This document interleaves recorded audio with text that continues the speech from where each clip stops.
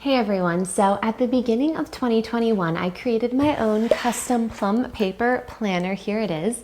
So now it's like late March and I've been using it for a few months, and I want to give you just a little overview of some of the things that I love, some things that I would change, and why I'm replacing it. I know, I hate saying that just because I spent a lot of time making this planner, and I always go through like 2 or 3 planners a year, and people make fun of me. They're like, just pick a planner. And I'm like, you don't understand. Like, you just can't pick a planner. But after customizing this, I was like, no, this is like the planner. You've customized it. And there are just still a few things that I would change. So yes, let me tell you what I loved, what I would change, and what I'll be getting. Okay, so first things first, the first thing that I absolutely loved about the Plum Paper Planner is that you can customize things and add birthdays, and just there are so many options. The birthdays, the holidays, the different add-ons, the pockets, the trackers, and the reflection pages, and add notes pages or grid pages or like anything. It's so easy to customize. So I really love that. And the other thing that I love is that if you add birthdays, anniversaries, special events, it is saved in your Plum account, so that if you go to get a planner again next year, those birthdays and holidays are still in your account and you don't have to redo them, which is really nice. The next thing that I loved about this planner is the overall quality. I mean, it's amazing. The paper is incredible, the tabs, the cover, the coil, just everything. I really like a coil planner just because that when you open it and you're working on it, you can lay it flat, and I feel like you get your best handwriting that way. But yeah, it is so nice and just the best quality. On the monthly page at the very front, it's almost like I wouldn't say cardstock, but just like a really thick, like you could easily write on there with Sharpie and it wouldn't bleed through or anything. So just like the highest quality materials go into making this. Next up is that I love the pocket. I feel like sometimes I wind up getting things in the mail or papers that are important that I don't want to lose, and I think they would just like accumulate all over my counter or wherever, or I would lose them or accidentally throw them away. So there is a place for them in the back of my planner to keep them safe so I don't lose them accidentally. So I'm really glad that I have that. And lastly, the cover. I just can't get over this. So first things first is that the cover has this plastic over it, and then this is like tear-proof, waterproof, and I'm not gonna rip it because I still do like this planner, but it comes when you get your planner in the mail with a little square of this material, and it says like, pour water on me. I mean, it doesn't really say that, but like it is waterproof and tear resistant. So if you run it under water or you try to tear it, which I've done, you will see it is just so nice. And not just that, but there are a million covers to choose from. And even when I talk about customization, not even just like a square, it's like, do you want a square? Do you want this white outline in the square? Do you want like 7 different shapes? Do you want this up here at the top? Do you not want it? Do you want a quote? Do you want your name down here? Do you want a picture here? Like, there are so many options for just the cover alone. So it's a really great planner.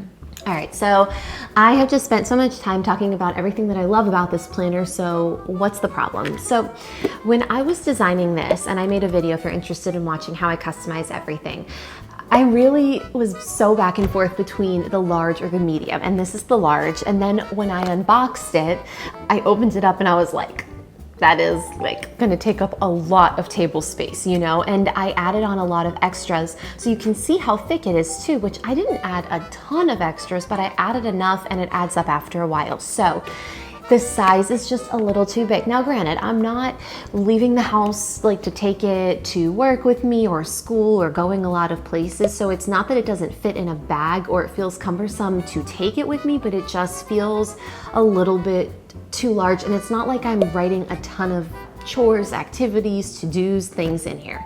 So I definitely would go with the medium size next time.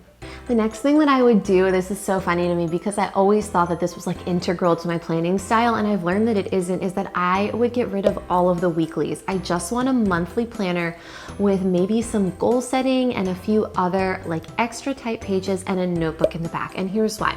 When I was a teacher or a student, I liked having, well, I needed to have my days super organized. And I remember when I taught, first period started at 7:17 in the morning. So we are talking structured schedule days. And not that my day isn't scheduled and structured, but I don't need a huge planner to write every little detail down like I used to. So that being said, I prefer to sort of sit down at the beginning of the week and have a clean sheet, and I just write down maybe some highlights, some things that I hope to get done at some point this week. They should get done this week, but it doesn't matter if they happen on Monday or Friday. And to plan that way, and to look at my monthly page too, because having the weekly was just, I wasn't using it.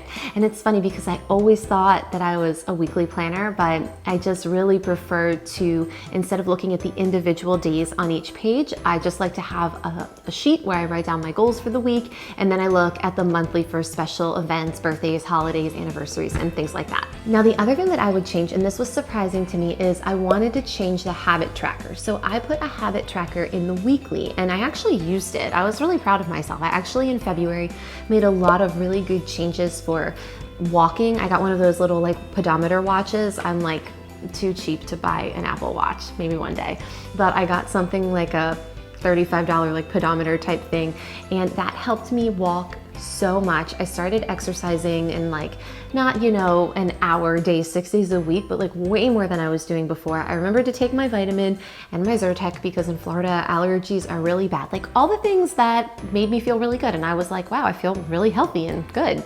But the thing is, I wanted to sort of reflect back and see how I did overview for the month as a whole, and I felt like I was like flipping and flipping and flipping and going through and back and forth with different pages. So I think I would prefer either the monthly tracker in there, or to put a few small tracker stickers on the monthly overview page so that I can have a more clear idea of how the month went without flipping through and having to look at every single individual week.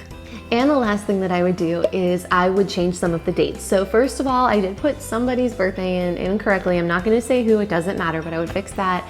And there are a few birthdays that I would put in that I didn't remember to put in when I originally printed this. So I would add those. And then another thing is that I put in the holidays that I celebrate, but if I were to do this again, I would put in all of the holidays, that some that I celebrate and some that I don't, just because I think it's good to have an awareness of what's going on just outside of what you alone celebrate. So I would definitely add a lot of dates and events and holidays to the monthly overview calendar. All right, so that's what I loved about my Plum Planner, and those were the things that I would change. So what did I do?